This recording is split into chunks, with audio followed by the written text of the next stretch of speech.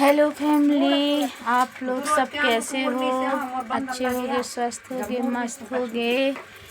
और आज का हमारी दीदी की सास आई है और ये हमारी दीदी और ये मेरी छोटी दीदी।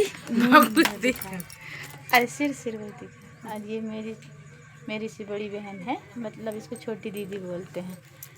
और आज हमारे यहाँ क्या बना है आपको दिखाती हूँ। आज हमारे यहाँ बना है क्या, बड़ा। आपको दिखाती हूँ, बड़ा बना है। कथा देखिए